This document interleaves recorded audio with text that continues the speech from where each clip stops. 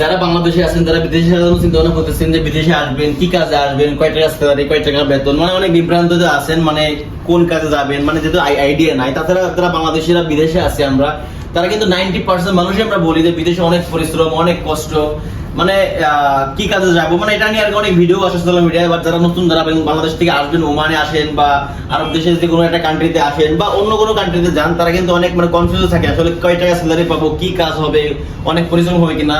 তো তাদের জন্য একটা সাজেস্ট থাকবে, যেমন এই যে আমি একটা গিফট বানাইছি, এটা কিন্তু একটা ফুলের দোকান, মানে আমি একটা ফুলের দোকানে জব করি। তো আমি জানি, আমি যেহেতু দীর্ঘদিন ওমানে আছি, তো বিদেশে আসলে 90% কাজে অনেক কষ্ট, এইখানেও কষ্ট আছে। বাট আমরা জানি যে বিদেশে, আরব দেশে সবসময় আর কি মরুদ দেশ, মানে বলতে পারি যে রোদ, এত পরিমাণে গরম হয়, এত পরিমাণে রোদ হয়, যেখানে মানে একটা মানুষ বাইরে গেলে অনেক মানে টাফ। যেহেতু বাংলাদেশ থেকে অনেক ওয়েদার চেঞ্জ আছে, অনেক কষ্টের একটা জায়গা। তো যারা বাংলাদেশের আছে তারা কিন্তু মানে মাত্রায় কাজ করি বা বিল্ডিং এর কাজ করি বা মানে অনেক ধরনের মানে বাইরের কাজ, মানে যেগুলো একদম লো লেভেলের কাজ, ওগুলা করি, তাদের অনেক কষ্ট হয়। যারা বাংলাদেশ থেকে মানে নতুন ওমানে আসেন বা আরব দেশে, সৌদি বা দুবাই বা বাংলাদেশে যে কোনো কান্ট্রিতে যান না কেন বা অন্য কোনো কান্ট্রিতে যান না কেন, তারা এই ফুলের কাজটা চয়েস করতে পারেন। কারণ এই ফুলের কাজটা হচ্ছে একটা শান্তির কাজ, প্রফেশনাল কাজ, যেখানে হাই ডিমান্ড স্যালারি পাওয়া যায়, প্লাস শান্তির কাজ, যেখানে এসি চলে।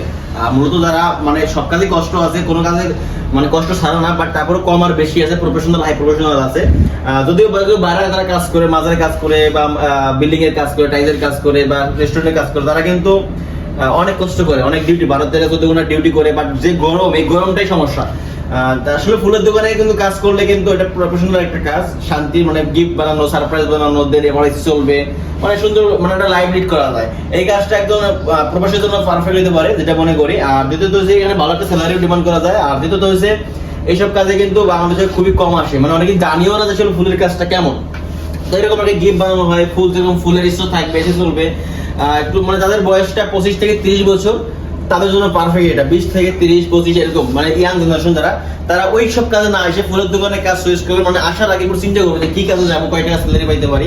যেহেতু বাংলাদেশে এটা রেগুলার কোনো কাজ না, বিদেশে এই কাজটা বেশি চলে। তারা একদম নতুন কোনো কাজ জানেও না, তারা কিন্তু বিদেশে আসার পর কাজটা ট্রেনিং করে মানে শিখেও কিন্তু কাজে ঢুকতে পারে। আর যারা একদম নতুন মানে কাজ জানে না, তারা হয়তো বা আসার পরে 1 মাস 2 মাস 3 মাস কাজ শিখলে এমনিতেই পারে যায়।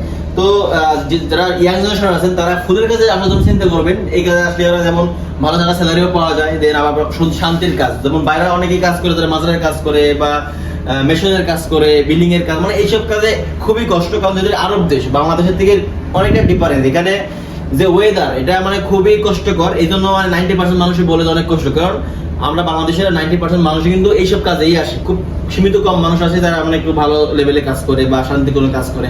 এই জন্য বলি যে বিদেশে যারা মানে আসার চিন্তা ভাবনা করতেছেন যে ওমানে আসবেন বা সৌদি বা দুবাই, কাতার, মানে যে কোনো কান্ট্রি হোক না কেন, চিন্তা ভাবনা করতেছেন একদম নতুন অবস্থায় কি কাজে যাবেন, তারা বলে এইসব কাজে মানে চয়েস করতে পারেন। এইসব কাজটা বরাবর এবং পারফেক্ট একটা মানুষের জন্য। কারণ আমরা বাংলাদেশে কিন্তু বিদেশে অতটা হাই প্রফেশনাল জব পাইও না, করিও না। তো এইসব কাজে চিন্তা ভাবনা করলে এরকম একটা আইডিয়া দিয়ে দিলাম, যে এই কাজে ভালো একটা স্যালারিও পাওয়া যায়, বাট যখন মানুষের পুরান হয়ে যায় তখন তার স্যালারি আরো বেশি হবে। তো এটা হচ্ছে শান্তির একটা কাজ।